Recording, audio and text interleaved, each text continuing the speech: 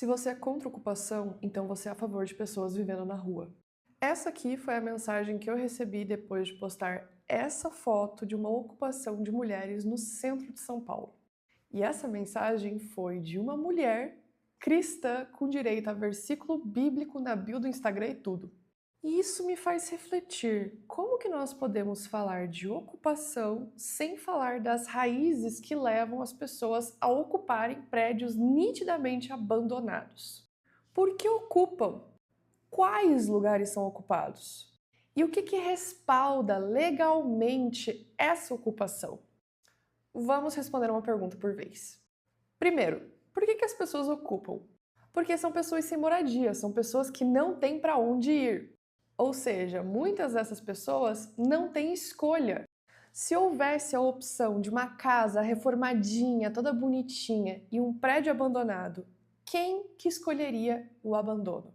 E esse abandono surge primeiramente por um sistema que falha em garantir direitos básicos para sua população.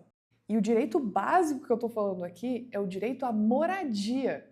O artigo 6º da Constituição diz que a moradia é um direito social, assim como o direito à educação, à saúde e trabalho. E não só isso, quando nós falamos também de ocupação de mulheres, nós não estamos apenas falando da falta de moradia, que é um direito básico que tem que ser garantido pelo Estado, mas também nós estamos falando sobre mulheres que são vítimas de violência doméstica, de outros tipos de violência de gênero, como perseguição, stalking, tentativa de feminicídio, que não tem uma rede de apoio e não tem para onde ir. Então, ocupamos para que essas mulheres tenham para onde ir. Até porque, sem uma rede de apoio, essas mulheres não conseguem sair do ciclo de abuso.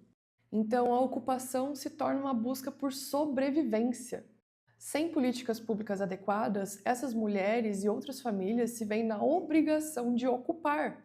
Então, por que as pessoas ocupam? Por falta de opção, por falta de política pública para moradia, por abandono do Estado em suprir o direito básico de ter onde morar. E aqui entra o que respalda a ocupação desses lugares e quais lugares que são ocupados. E como eu falei antes, a Constituição Brasileira de 1988 já aborda o direito à moradia, mas não apenas isso. Aborda também a questão da propriedade de servir função social.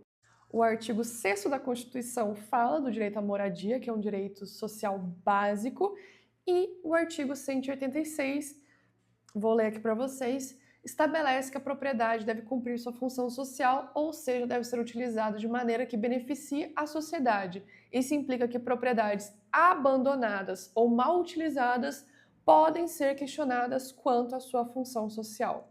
Ah, Carol, mas o artigo 5º, inciso 24, garante que a propriedade é um direito inviolável.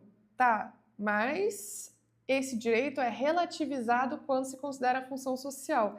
Além disso, a Lei de Uso e Ocupação de Solo e outras legislações municipais e estaduais permitem a ocupação de áreas urbanas em determinadas condições, especialmente quando se trata de prédios ou terrenos abandonados. Ou seja, no bom português, prédios e terrenos abandonados que não têm serventia podem ser ocupados. E se você é contra a ocupação desses prédios porque a propriedade é de alguém, você está muito mais preocupado com propriedade do que com seres humanos. Sua humanidade já foi pro caralho.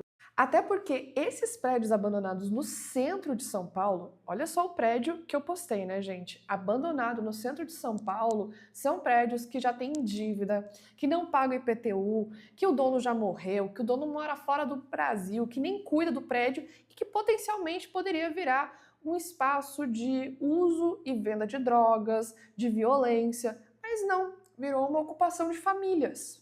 O que vocês preferem? Um prédio abandonado que vocês têm até medo de passar na frente ou um prédio que estava abandonado e que foi ocupado por mulheres e seus filhos que agora moram ali? Se você prefere que o prédio continue abandonado ao invés de servir de moradia para as mulheres e para os seus filhos, eu não tenho mais nada para te explicar aqui. É puramente falta de humanidade. Em resumo, ocupar é sobre isso. A ocupação não é uma invasão, é uma reapropriação de espaços esquecidos e abandonados por pessoas que também foram abandonadas pelo Estado. Aqueles que ocupam fazem isso para evitar as ruas. E se há pessoas ocupando prédios abandonados, é porque o Estado falhou em garantir o direito básico de moradia para essas pessoas.